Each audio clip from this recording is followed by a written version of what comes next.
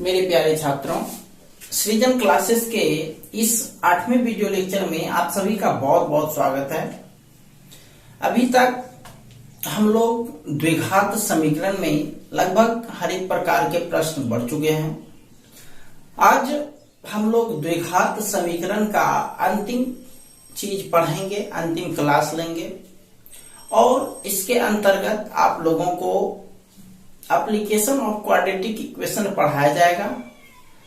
Last दिन भी हमने एप्लीकेशन ऑफ क्वाड्रेटिक इक्वेशन का कुछ पार्ट पढ़ाया था और आज उसका कुछ भाग बाकी है जिसको हम आज पढ़ाएंगे और उसके बाद आप लोगों को अपने टाइम पर टेस्ट देने के लिए तैयार रहना है। तो इस टेस्ट संबंधित बातें आप लोगों को टेलीग्राम के ग्रुप पर हम शेयर कर देंगे कि किस प्रकार टेस्ट के रूल और रेगुलेशन रहेंगे और उसके बाद और नया चैप्टर स्टार्ट करेंगे। आप लोगों को यदि इस चैप्टर में कोई भी परेशानी हो तो आप लोग टेलीग्राम ग्रुप में, आप लोगों का जो टेलीग्राम ग्रुप स्पेशल बनाया गया है उसमें आप लोग किसी भी क्वेश्चन को शेयर कर सकते हैं और उसका जवाब आपको वहीं पर मिलेगा। तो आज ज्यादा देर नहीं करते हुए हम लोग स्टार्ट कर रहे हैं आज का चैप्टर द्विघात समीकरण का अंतिम क्लास। तो पिछले दिनों हमने द्विघात समीकरण के अनुप्रयोग के बारे में कुछ चीजों के बारे में पढ़ा था, कुछ सवाल से कुछ स्पेशल टर्म के बारे में पढ़ा था, जिसमें हमने संख्या संबंधी सवाल पढ़ा था, जिसमें हमने उम्र संबंधी सवाल पढ़ा था, जिसमें हमने भिन्न संबंधी सवाल पढ़ा था। आज हम लोग उसी चैप्टर से रिलेटेड कुछ अदर टर्म्स के बारे में पढ़ेंगे। तो आज हम सबसे पहला क्वेश्चन स्टार्ट करने जा रहे हैं, वो है संख्या संबंधी सवाल। ठीक है, तो स्टार्ट करते हैं संख्या संबंधी सवाल। तो संख्या संबंधी सवाल में सबसे पहला क्वेश्चन आप लोग लिखिए।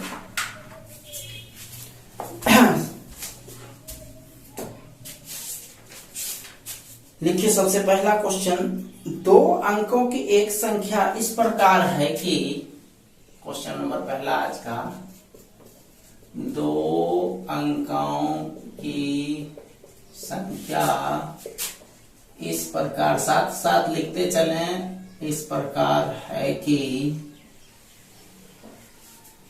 इस प्रकार है कि इसके अंकों का गुणनफल 12 है, इसके अंकों का गुणनफल 12 है। यदि इस संख्या में 36 जोड़ दिया जाए, यदि इस संख्या में 36 जोड़ दिया जाए तो संख्या के अंक उलट जाते हैं। तो संख्या के अंक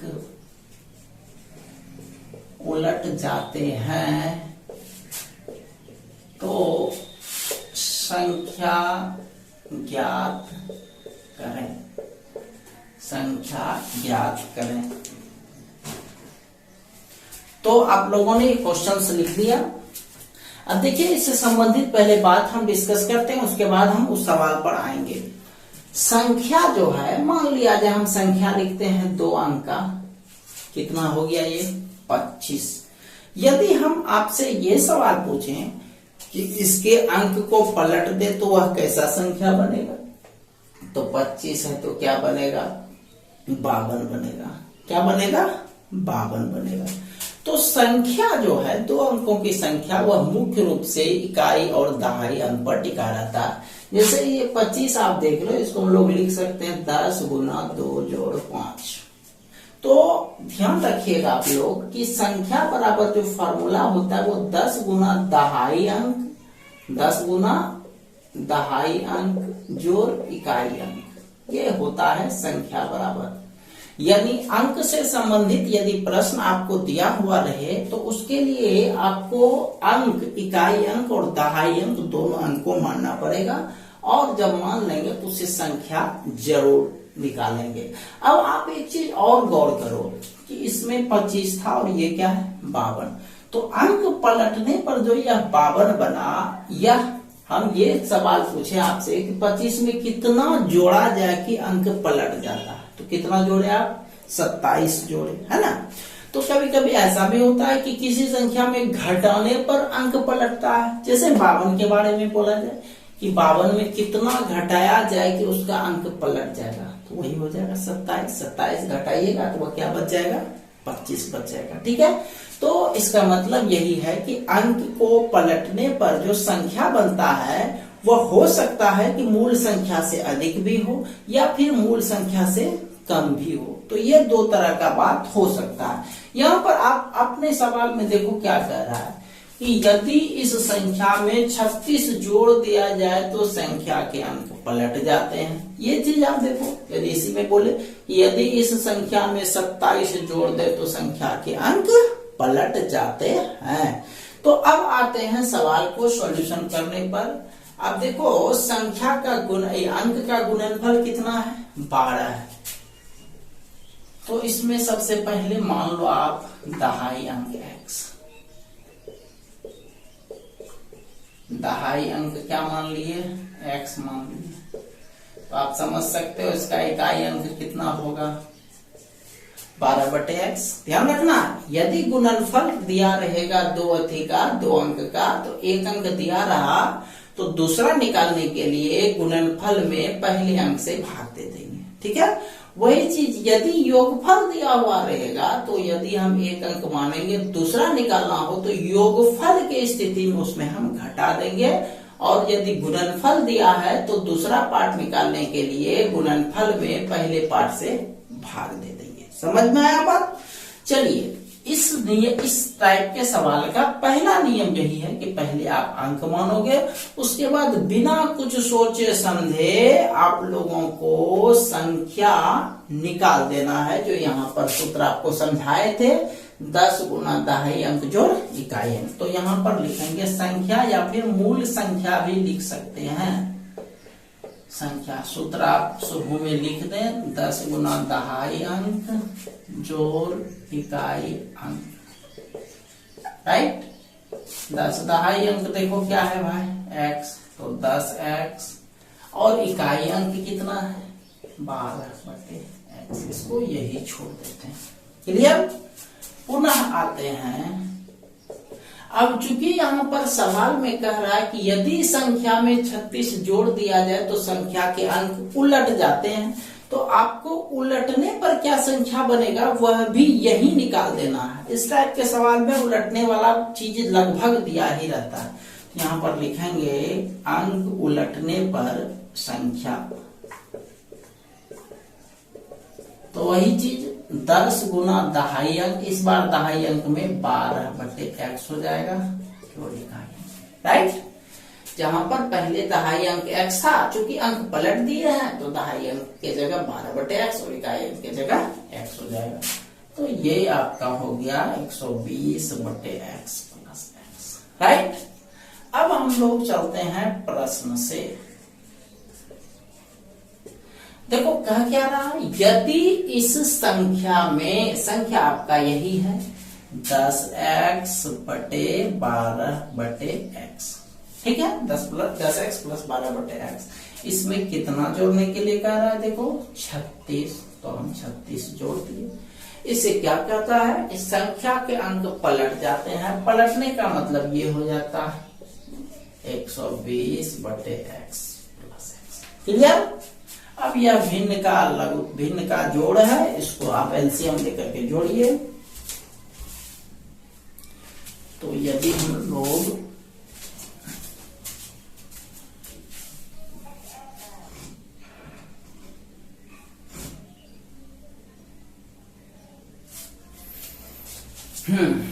तो हम लोग इसको जोड़ते हैं, एलसीएम आपका 100 हो जाएगा, 10x² जोड़ 12 जोड़ 36x, और इधर भी एलसीएम x हो जाएगा 120 + x²। नीचे का दोनों x कैंसिल।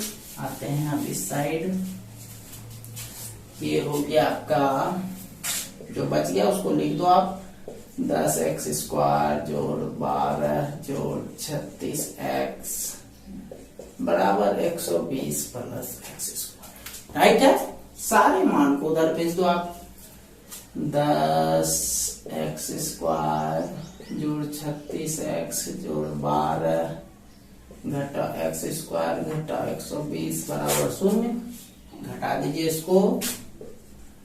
9x² 36x और 120 में 12 गया माइनस 108 बराबर 0।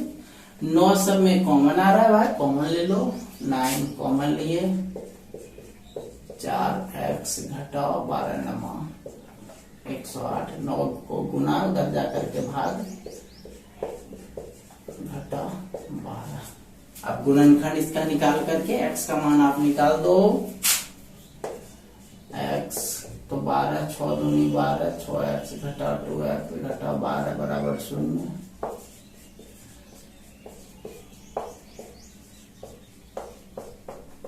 समझ रहे हो सर। अब तो गुणनखंड है, ये तो आप लोग बहुत बार बनाए हो भाई। तो ये हो गया x plus 6 into x minus 2, x plus 6 बराबर 0 माइनस 6 x माइनस 2 बराबर 0, x बराबर 2। निगेटिव वाले को अमान्य दे देंगे और पॉजिटिव वाले को मान्य दे देंगे। ठीक है। अब आपको देखो क्वेश्चन क्या पूछ रहा है, संख्या ज्ञात करें। तो संख्या यही है आपका 10x प्लस 12 बटे x। तो लास्ट में लिखेंगे, इसीलिए संख्या बराबर 10x प्लस 12 बटे x। मान रख दीजिए इसमें 10 गुना 2 जोड़ 12 बटे 2 छक्के 12, 10 दूनी 20, 20 छः 26। समझ में आया। चलो उसको पूरा कर लो जल्दी से।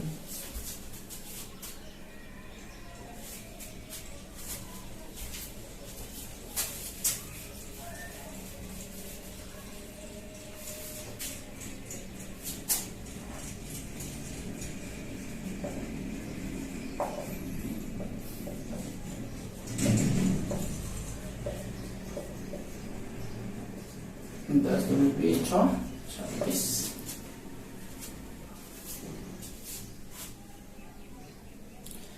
चलिए पूरा कर लीजिए जल्दी से।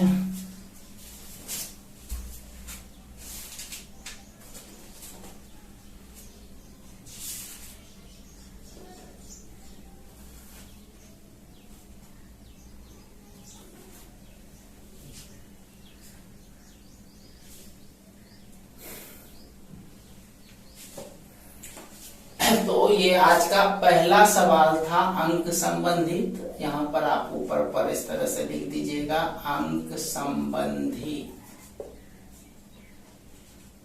अंक संबंधी। चलिए चलते हैं दूसरे सवाल पर। तो मिटा रहा हूं।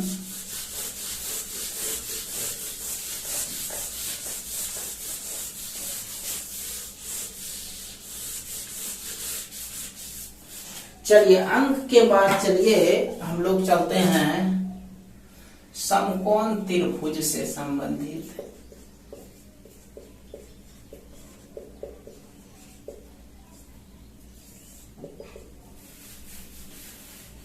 चलिए पहले क्वेश्चन लिखिए, उसके बाद हम लोग डिस्कस करते हैं। आज का ये दूसरा क्वेश्चन है। लिखा जाए, एक समकोण त्रिभुज के कर्ण की लंबाई, एक समकोण त्रिभुज के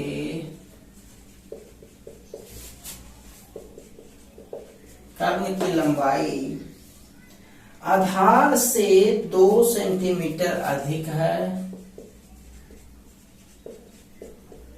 आधार से 2 सेंटीमीटर अधिक है तथा लंब की लंबाई के दुगने से तथा लंब की लंबाई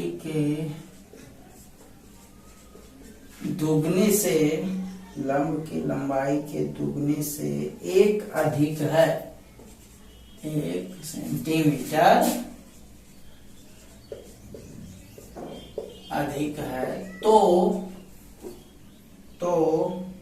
समकोण त्रिभुज की भुजाएं ज्ञात करें। तो समकोण त्रिभुज की भुजाएं ज्ञात करें। चलो पहले इसको समझते हैं हम लोग।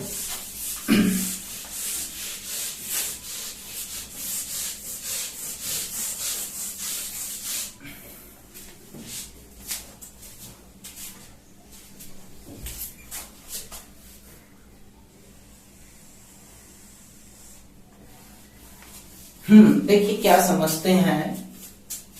समकोण त्रिभुज जो है इस तरह से होता है, जिस त्रिभुज का एक कोण 90 डिग्री हो। ठीक है, जिस त्रिभुज का एक कोण 90 डिग्री हो उसको क्या कहते हैं, समकोण त्रिभुज। समकोण त्रिभुज में तीनों भुजा का स्पेशल नाम होता है, जिसमें 90 डिग्री के सामने वाला जो भुजा होता है वह सबसे लंबा भुजा होता है।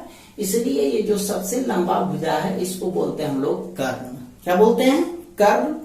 उसके बाद बाकी जनरली ये नीचे है, इसीलिए इसको हम लोग आधार बोलेंगे। और ये वाला जो सीधा खड़ा भुजा है इसको क्या बोलेंगे, लंब बोलेंगे। जनरली मैं बात कर रहा हूं, लेकिन यही चीज यदि हम लोग त्रिकोणमिति चैप्टर में पढ़ेंगे तो कर्ण तो ठीक है, बाकी लंब और आधार इस दोनों में से कोई भी हो सकता है यही वाला लंब हो और यही भुजा आधार हो। हालांकि वो हम लोग त्रिकोणमिति में पढ़ेंगे, तब इस विशेष टर्म पर हम लोग वहां पर चर्चा करेंगे। ठीक है, तो आप लोग फिलहाल यहाँ पर ये समझो कि लंब, आधार और कर्ण से संबंधित सवाल को हम लोग कैसे डिस्कस करेंगे। इस तीनों में एक रिलेशन होता है। आपको ये तो लग ही रहा है कि यह कर्ण जो है सबसे लंबा भुजा है, तो इसमें एक रिलेशन होता है, कर्ण स्क्वायर बराबर लंब स्क्वायर जोड़ आधार स्क्वायर। ठीक है, तो एक मैथमेटिशियन थे जिसका नाम था पाइथागोरस। उसी ने इस फॉर्मूला को बताया था कि किसी समकोण त्रिभुज में सबसे लंबी भुजा का वर्ग शेष दो भुजाओं के वर्ग के योग के बराबर होता है। यही वाला टर्म यूज करके हम लोग इस सवाल को बनाएंगे। ठीक है, तो चलते हैं इस सवाल पर। देखो कैसे बनाना है इसको। पहले तीनों भुजा निकाल दो, लंब, आधार और कर्ण। कर्ण तो पार्टिकुलर नाम है, बाकी दोनों में से कोई भी लंब और आधार हो सकता है। चलिए देखते हैं क्या करा है। कर्ण की लंबाई आधार से 2 सेंटीमीटर अधिक है, राइट। यानी कर्ण के बारे में ही कह रहा है कि यह आधार से 2 सेंटीमीटर क्या है, ज्यादा है। और फिर आगे बढ़ो, तथा लंब की लंबाई के दुगने से एक अधिक है ना। लंब की लंबाई के दुगने से एक अधिक है। तो सबसे आसान आपको होगा लंब को मानने में। मान लेते हैं लंब का लंबाई x, इससे आपका कर्ण निकल जाएगा। क्या निकल जाएगा भाई, कर्ण के बारे में कह रहा है कि कर्ण जो है लंब की लंबाई के दुगने से एक अधिक, तो इसका दोगुना करेंगे तो 2x, इससे एक अधिक, राइट। अब आगे बढ़ो, क्या कह रहा है, कर्ण की लंबाई आधार से 2 सेंटीमीटर अधिक है। मतलब कर्ण जो है आधार से 2 ज्यादा है, यानी यह मान जो है वह आधार से 2 ज्यादा है। तो इसका साफ मतलब है कि आधार इससे 2 कम होगा। तो 2x + 1 इससे 2 कम, यानी 2x - 1 सेंटीमीटर। क्लियर। चलिए तीनों हो गया। अब तीनों के बीच ये संबंध होता, इस संबंध को लेकर के आगे बढ़ेंगे। जो सवाल कह रहा है वो ऑटोमेटिक हो जाएगा क्लियर। हम प्रश्न से लंब स्क्वायर जोड़ आधार स्क्वायर बराबर कर्ण स्क्वायर। मान बैठा दीजिए इस पे। लंब है x, आधार है 2x माइनस 1 और कर्ण है 2x प्लस 1। राइट। अब इसको भाई आप कैलकुलेट करो। एक्स स्क्वायर ए प्लस बी का होल स्क्वायर, तो ए स्क्वायर माइनस 2 का मतलब 2x इंटू 1 प्लस 1 का स्क्वायर। इधर भी 2x square 2 into 2x into 1 plus 1 का स्क्वायर। राइट। अब देखो बराबर के दोनों साइड जो जो मिल रहा है उसको कटा दो। मिल रहा है 2x स्क्वायर कट गया, एक का स्क्वायर कट गया। लेकिन इसमें देखो भाई माइनस है 2 और इसमें प्लस 2 है, तो दोनों अलग अलग है, तो ये नहीं कटेगा। x स्क्वायर माइनस 4x बराबर 4x माइनस 4x बराबर 0। x कॉमन, ठीक है।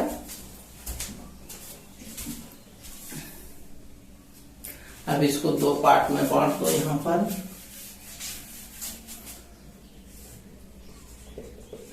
एक हो गया x माइनस एक्स बराबर 0, दूसरा x माइनस 8 बराबर 0, x का मान 8। तो 0 तो कभी होगा नहीं, क्योंकि एक भुजा का लंबाई कुछ तो सेंटीमीटर होगा, इसीलिए इसको हम लोग अमान्य लिखेंगे और ये वाला हो गया मान्य। ठीक है। अब पूछ रहा है भुजाएं ज्ञात करें। भुजाएं मतलब लंब, आधार और कर्ण निकालना है। इसमें x का मान रख दो, लास्ट में लिखेंगे लंब बराबर x यानी 8 सेंटीमीटर, कर्ण 2x प्लस 1, 2 इंटू 8 प्लस 1, 8 दूनी 16 है, 1 17 सेंटीमीटर। और तीसरा बच गया आधार 2x माइनस 1, 2 इंटू 8 माइनस 1, 8 दूनी 16 में गया। राइट, तीनों निकल गया। ऐसे करके आंसर लिख दीजिए। चलिए सेकेंड टाइप आप लोग पूरा कीजिए।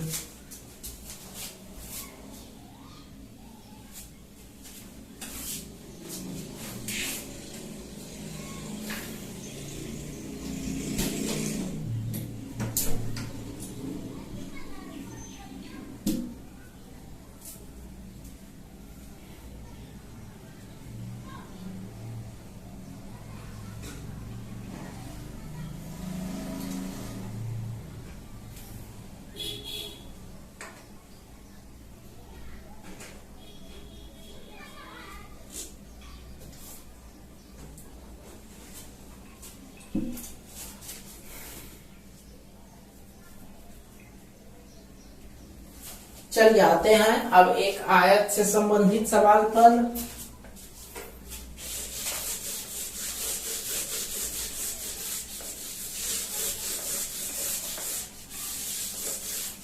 आयत से संबंधित सवाल पर आते हैं।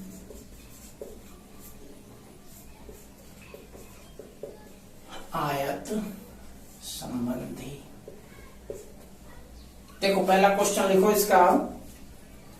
एक आयताकार मैदान का परिमाप, तीसरा क्वेश्चन है आज का।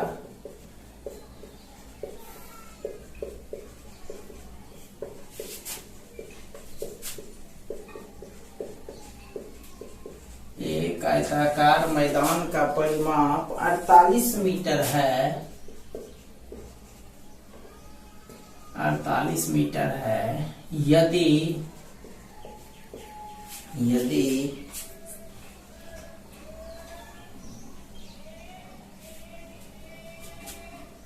इसका क्षेत्रफल 140 मीटर स्क्वायर हो, इसका क्षेत्रफल 140 मीटर स्क्वायर हो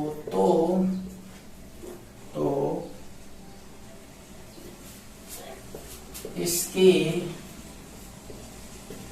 लंबाई ज्ञात करें। ज्ञात करने का। तो आयत तो आप लोग बहुत पहले से समझते आ रहे हो, जानते आ रहे हो, लेकिन फिर भी मैं जब उस चैप्टर पर आ रहा हूं, उस टाइप के सवाल पर, तो थोड़ा सा चीज उसके बारे में डिस्कस कर लें।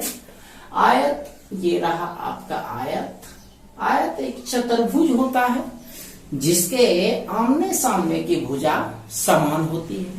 प्रत्येक कोण इसका 90 डिग्री होता है और इसमें 2 विकर्ण भी होते हैं जिसकी लंबाई समान होती है। ठीक है, इसका जो क्षेत्रफल होता है वह लंबाई और चौड़ाई का गुणनफल होता है और जो परिमाप होता है 2 × L+B। राइट, तो चलिए ये दोनों चीज दिया है, क्षेत्रफल भी दिया और परिमाप भी दिया है। तो इसमें हम लोग लंबाई और चौड़ाई मान करके क्षेत्रफल या परिमाप किसी पर चलेंगे, बस अपने ऑटोमेटिक आपका समीकरण मिल जाएगा। तो लिखते हैं, माना लंबाई बराबर x, तो चौड़ाई जो हो जाएगा, चौड़ाई का फॉर्मूला होता है क्षेत्रफल बटे लंबाई। तो इसमें उतना करने का या लिख भी सकते हो क्षेत्रफल बटे लंबाई। क्षेत्रफल है 140 और लंबाई है x, तो इतना मीटर हो गया, x मीटर लंबाई और 140 बटे x मीटर चौड़ाई। प्रश्न से आते हैं भाई, देखो सवाल में जो 2 चीज दिया था, परिमाप और क्षेत्रफल, तो उसमें आपने क्षेत्रफल का तो प्रयोग कर लिया भाई। अब बचता क्या है, परिमाप, तो परिमाप लेकर के चलते हैं।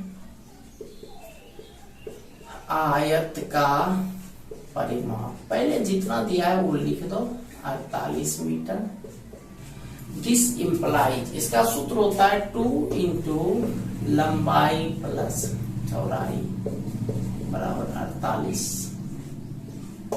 मान रख दो भाई, 2 × लंबाई का मान x जोड़ 140 बटे x बराबर 48। इसको आप 2 से कटा दो 24 बार में, x एलसीएम x² जोड़ 140 बराबर 24, x² जोड़ 140 बराबर 24x।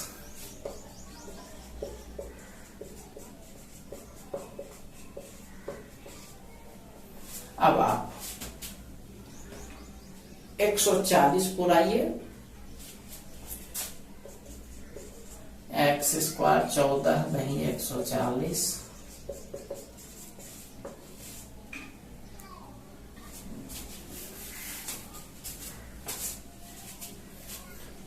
ये हो गया x minus 14 minus 10 x minus 14 बराबर 0, x माइनस 14 x माइनस 10 बराबर 0।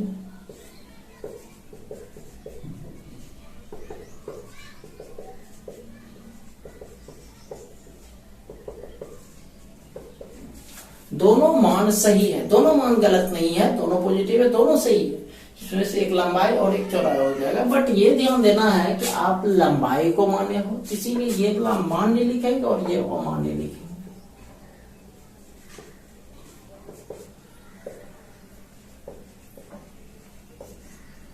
अब लिख लो, इसीलिए आयत की लंबाई बराबर x बराबर 14 मीटर। चलो इसको पूरा कर लो आप लोग।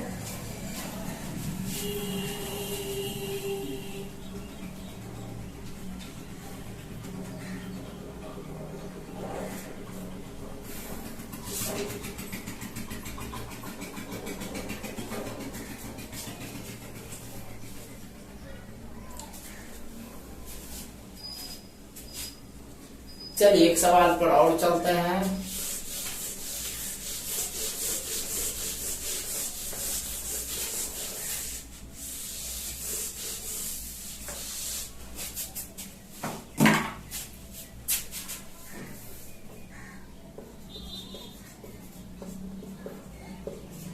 समय दूरी संबंधित या समय चाल दूरी संबंधित, ऐसा भी बोल सकते हैं। पहले इस पर सवाल लिख लीजिए, क्वेश्चन नंबर चौथा, उसके बाद डिस्कस करेंगे इस पर। लिखिए, एक रेलगाड़ी 360 किलोमीटर की दूरी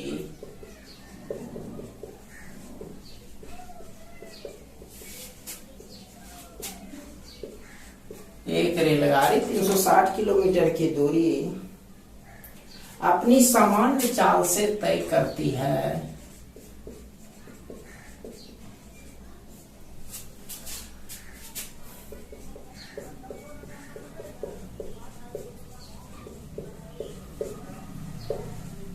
अपनी सामान्य चाल से तय करती है। यदि रेलगाड़ी की चाल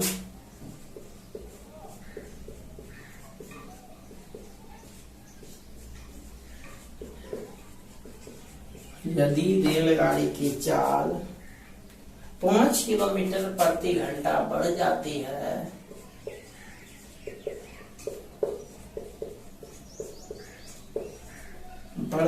है तो इसे 1 घंटा कम समय लगता है।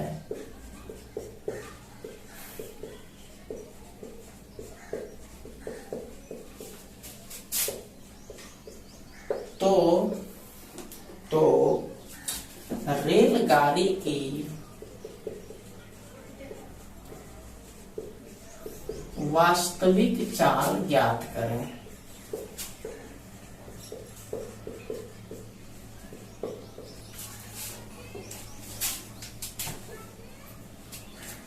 रेलगाड़ी की वास्तविक चाल ज्ञात करें। लिख लिया क्वेश्चन आपने? अब आप समझो इस चीज को अच्छे से।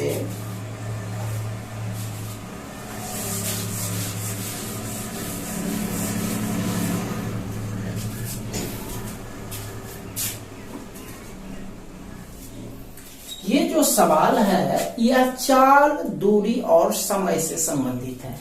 इसमें मुख्य रूप से ये सूत्र यूज करेंगे, समय बराबर दूरी बटे चाल, या चाल बराबर दूरी बटे समय, या फिर दूरी बराबर चाल गुना समय। इसी 3 सूत्र का जनरली प्रयोग करते हैं।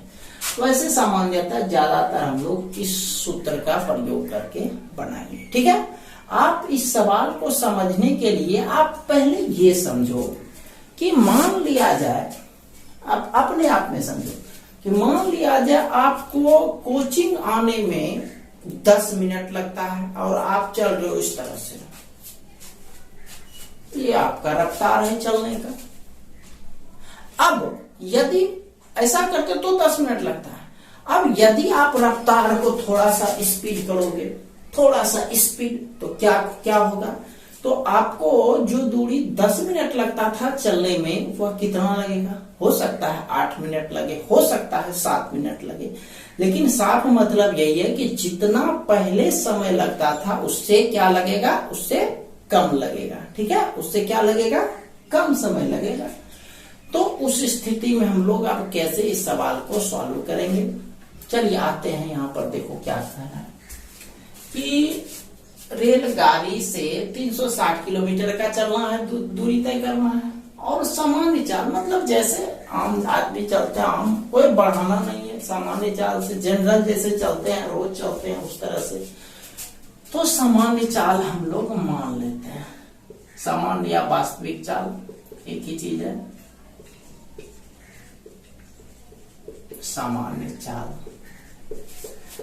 x किलोमीटर पर घंटा, ये मात्रक होता है चाल का, वो मानना है। ठीक है, अब देखो ये तो खैर 360 है, दूरी आपका 360 किलोमीटर है। तो इसको पहले ये देख लेते हैं, इसमें समय कितना लगेगा। समय बराबर दूरी बटे चाल, डायरेक्ट आप यूज कर सकते हैं, नो प्रॉब्लम। पुनः अब देखो क्या कह रहा है, यदि रेलगाड़ी की चाल 5 किलोमीटर बढ़ जाती है, अब आपका नया जो चाल हो गया वो हो गया x + 5, राइट? 5 बढ़ जाता है। अब इस स्थिति में देखो आपको समय कितना लगेगा, दूरी आपका वही है, समय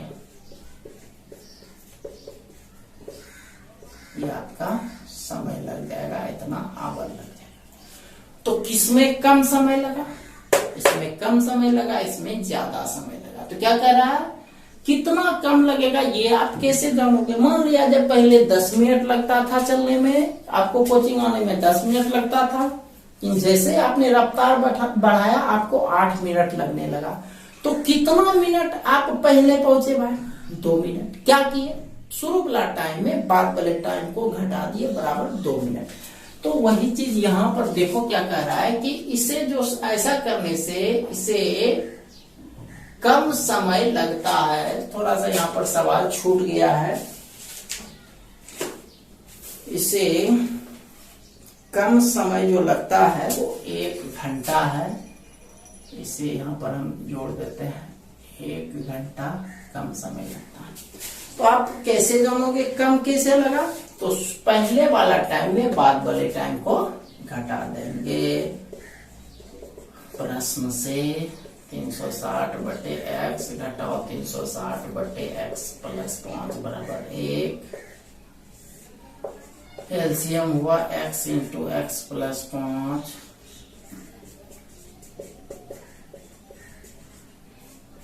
बराबर 1।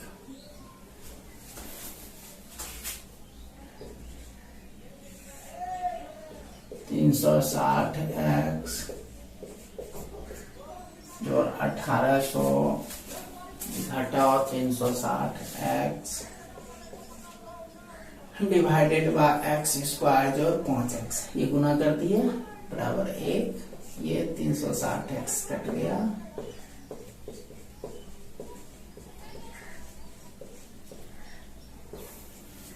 $1800 हो गया।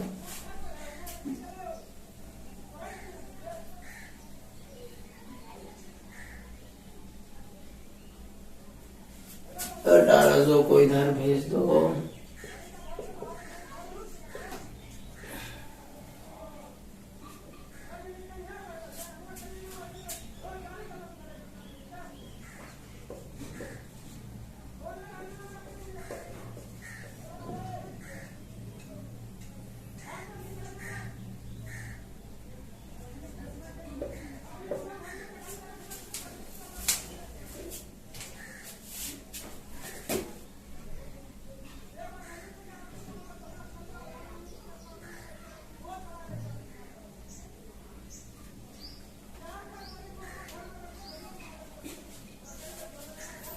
चलो इसका गुणनखंड निकालो।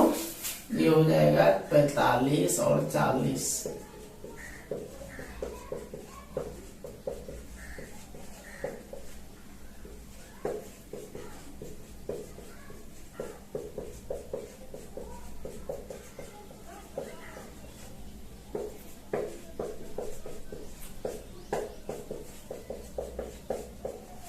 चलो ये सब आप जान रहे हो, उस पर ज्यादा डिस्कस नहीं करने हैं।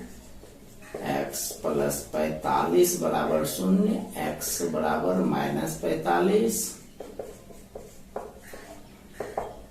x बराबर 40। ये नेगेटिव है, ये अमान्य हो गया, ये पॉजिटिव है, ये वाला मान्य हो गया। ठीक है।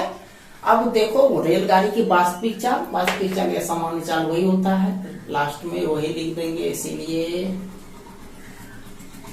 रेलगाड़ी की वास्तविक चाल बराबर x का मान है कितना निकाले x का 40 बराबर 40 किलोमीटर पर आवर। ये आंसर हो गया। चलिए इसको पूरा कर लीजिए।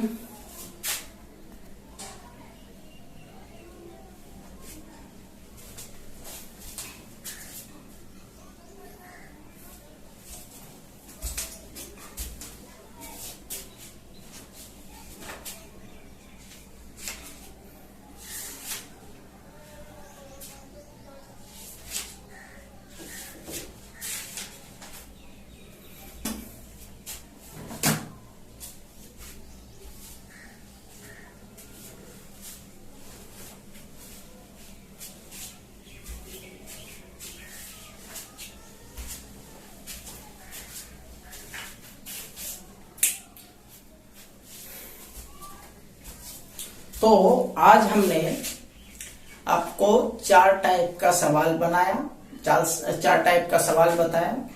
आप लोग इस चारों टाइप के सवाल पर और कल जो 3 टाइप का सवाल बताया गया था उस तीनों टाइप के सवाल पर आप लोग अच्छे से वर्क कर लेंगे अपने बुक से।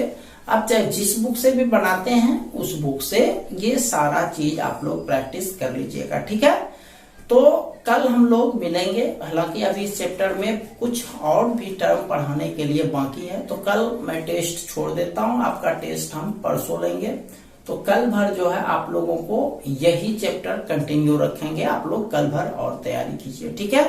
तो हम लोग मिलते हैं कल इसी चैप्टर के अगले पार्ट से। इसी में जो छूटा हुआ चीज है उसको हम लोग कल कवर करेंगे, ठीक है। तब तक के लिए आप सभी का बहुत बहुत धन्यवाद।